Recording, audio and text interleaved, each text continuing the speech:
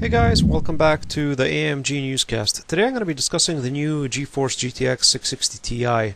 This graphic card came out some time back now, and in general this graphic card seems to be pretty good. Of course, it does have very nice design itself. We can take a look at other nice funky pictures that they did stick with it. You do have the side view as well. It looks pretty good, the typical GPU as you'd expect, with the PCI Express slot with two external ports, and pretty standard in terms of the actual graphic card itself. Now let's take a look at exactly what this graphic card performs as. So we do have the usual game indexes in comparison to other graphic card games. I don't really look at this at all because they always compare shittier graphic cards, as always, no matter what top tier graphic card. I don't know why they're comparing different series to those type of graphic cards. I do believe in a way that they do presume that at that time these graphic cards in a way do compete with that series card. But anyways, the 6 series with the 4 and 2 series is ridiculous. So this is really relevant in some way or another. Yes, some graphic cards do perform better in some games, but some graphic cards don't. Overall, I would say that the 3D Mark Vantage is a good way to sort of get a general idea on how good your graphic card is in general overall. Of course, if you're looking to have one graphic card that's specifically good for one game, you can obviously look at the specific actual game lists on which game you are looking for. But I wanted to recommend that because obviously you're not buying a graphic card to just play one game.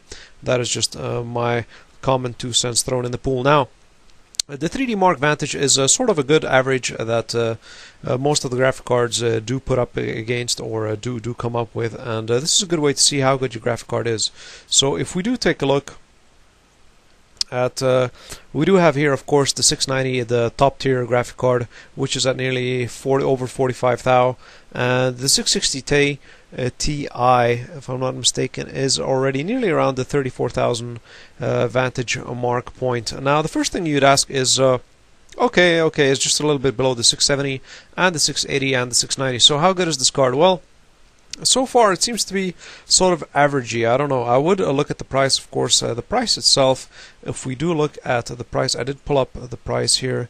This should be at the C60 Ti, is, you can see, between around $299 to around $310 it seems to be. So you have a $300 card so far. That is pretty averagey in terms of the 3D Vantage mark score, and it does provide quite a bit of performance. If we do look at the actual features that it does have with this card, this is, of course, it does have a couple of new technologies with it. You do have the NVIDIA GPU Booster, the Kepler GPU Architect, and NVIDIA Adapt Vertical Sync, of course, with the surround sound.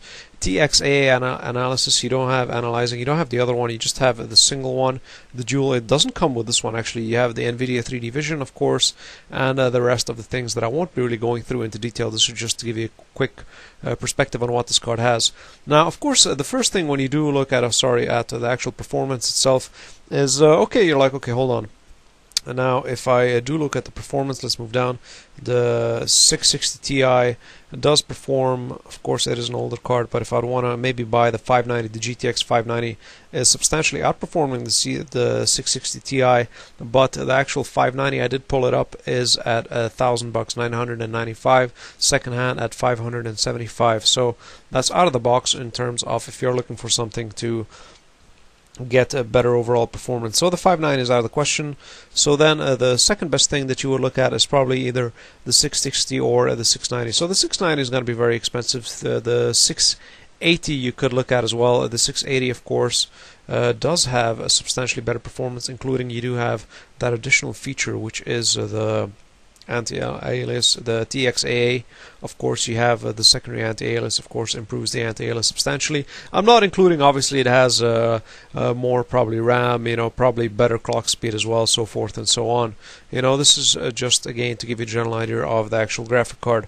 So, but the 680, of course, does come with a hefty price increase. If we're gonna go look buy and compare, the other one is around $300, the 660, and the 680 is already like around $150 more expensive, so maybe $200 actually more expensive. So this is a 50% increase in price, Yeah, but if you do look at the actual performance itself, it's not really a 50% increase in performance. Yes, you can't count the ratio in terms of price to performance ratio, because in that sense, I would be asking, okay, I do want maybe a 50% increase. So if I'd want a 50% increase for the 680, so I was looking at around, let's say, 3,500 times 2, so around 70,000 mark, you know, but that's not going to happen, of course. But in general, I do believe that the 660 to the 680 with a 50% increase in price is substantially too high a price to pay for something that'll give you maybe around a 13% additional performance.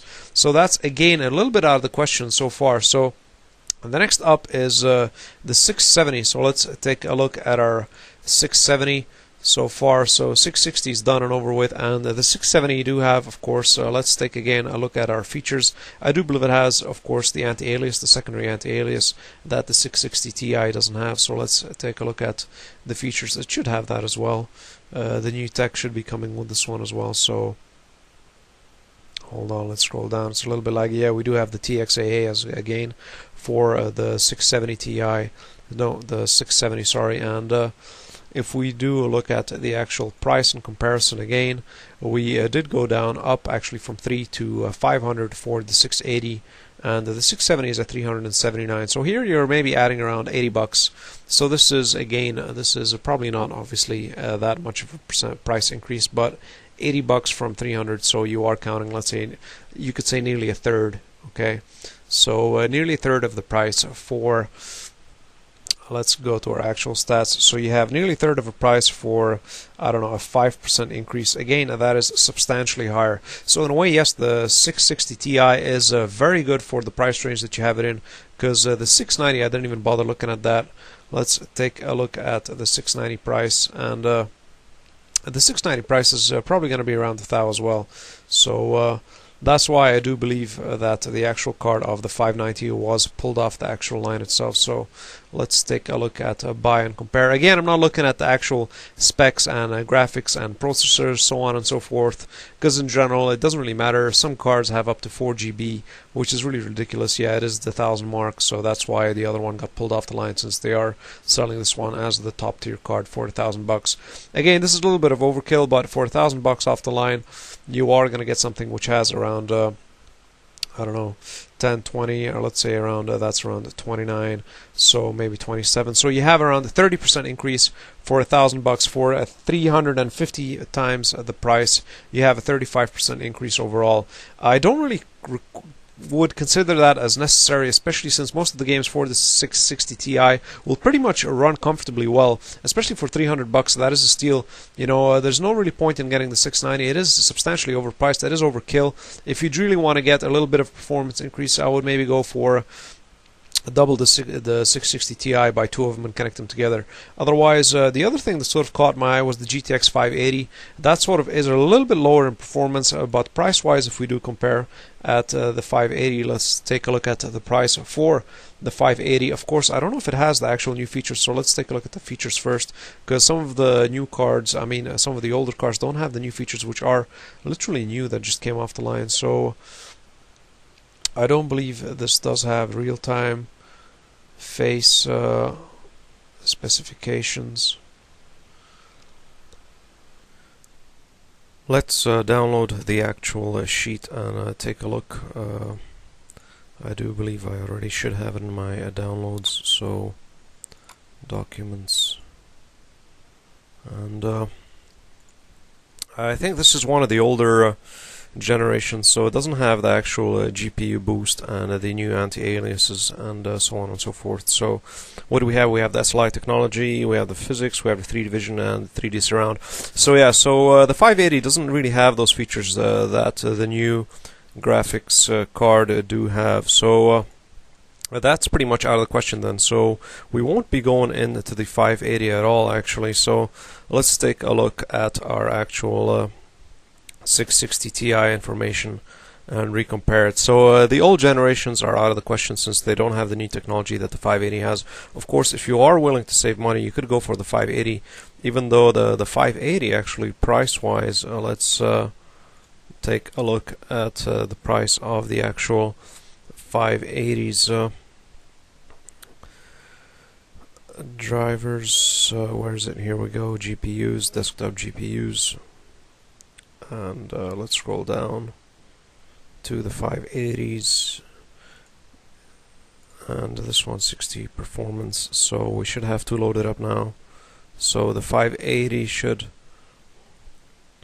compare and buy, and the 660. So if we go back to our 580 is around Hailwire 660 Ti, so we do have like around maybe a 7-8% difference between the two. But will the price be the same? Actually, no, the price is actually pretty. The 580 is even more expensive than the 660 Ti currently now on the actual market itself, which is a little bit odd. Probably the prices haven't been updated, as the 660 Ti is pretty much new on the market. So hopefully, I presume so, this might drop just by seeing the overall performance of the 580 in comparison to the 660 Ti. Well, this is my 2 cents food for thought in terms of the new 660 Ti graphics card, and this is of course just a general conclusion that I come to. I didn't really go into the actual main specifications and features of the actual graphic card, but we could take a look at that. Of course, we have 1344 quad cores, base clock, and a boost clock 980, and a memory clock at 6 gigabytes per second. We do have 2 gigs of RAM, which is pretty decent. What else do we have? DDR5 192-bit, so it's pretty nice. We do have, of course, the external slots for TVs, one dual DVI and another one, so we do have 2 DVIs and 1 HDMI. So it's pretty good. We do have finally the high resolution of 2560 by 160. I do believe this is the new 1900 by 180p. You know, that seems to be the fashion nowadays, but this is the new resolution that it's gonna be standardized sooner or later, and within I don't know, 2 years time, once the price of this resolution of TV screens comes down. So that's pretty much it. So far, it is seems to be pretty solid card, and price-wise and performance-wise in comparison to the rest of the cards is pretty good as well. So this is it for a quick news update in terms of the 660 Ti, and a small little, you can say, comparison and a preview and compared to other cards, even the latest cards and the older cards. So as always, happy gaming, and leave your comments down below if you do have more info or more stats, or you'd like to share something more technical in terms of this actual graphic card that I haven't mentioned. And see you guys around. Bye.